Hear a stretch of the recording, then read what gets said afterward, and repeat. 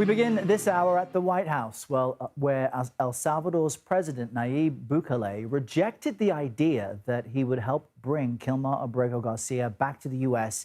after he was mistakenly deported.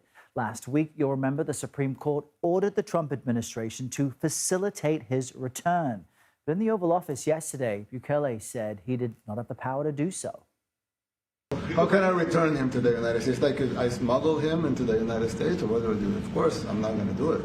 It's like, the question is preposterous. How can I smuggle a terrorist into the United States? I don't have the power to return him to the United States. Let's bring in CBS News correspondent Natalie Brand at the White House for more on this. Natalie, good morning to you. It was quite a day in the Oval Office yesterday. How did President Trump respond to those comments from El Salvador's president on Garcia?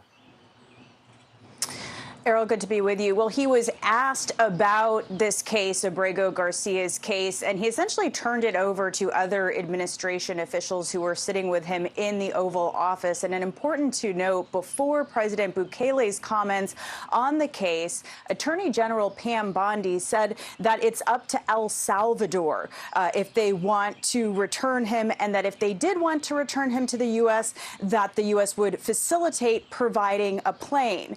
But then other administration officials weighing in, including the Secretary of State and advisor Stephen Miller, again continued to allege that Mr. Abrego Garcia has ties to MS-13, is a convicted MS-13 gang member, something his family denies. And when the administration has been pressed for more evidence on the allegations that they've made against him, they've not provided that to reporters. But again, this all goes back to the fact that the administration initially admitted that it made an administrative error in sending him back to El Salvador. This is something that's been playing out in the courts. And as you noted, Errol, the Supreme Court ruled that the administration should facilitate his return. Legal analysts saying this is a matter of due process here. And in a new statement by his wife to CBS News, Jennifer Vasquez-Sur, an American citizen, by the way, says that the Trump and Bukele administrations continue to, quote, play political games with his life, leaving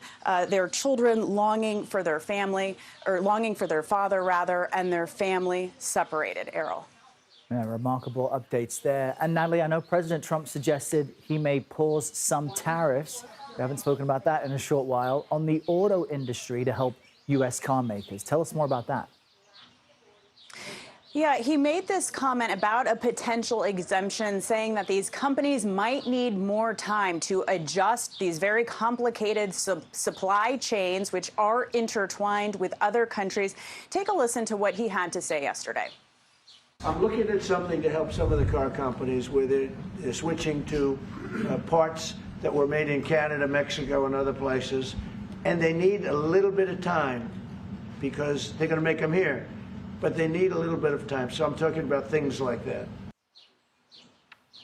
We don't have a lot of information at this point about the details of this potential exemption on the 25% tariff facing foreign autos and also car parts. Note rather, that the administration has repeatedly said a key goal of its tariffs is to reshore, bring back to the United States more manufacturing. But as we've been talking about, Errol, analysts, experts, industry experts say that's going to take years, significant costs. It can't happen over time. And in the meantime, while there's all this back and forth over whether the tariffs are on or off or paused, it is creating a lot of uncertainty for some of these companies and obviously consumers trying to plan ahead, figure out if they're going to purchase a car. Yeah, that's right. And this just adds more complexity to an already confusing topic. Natalie, thanks so much for those updates. We appreciate it.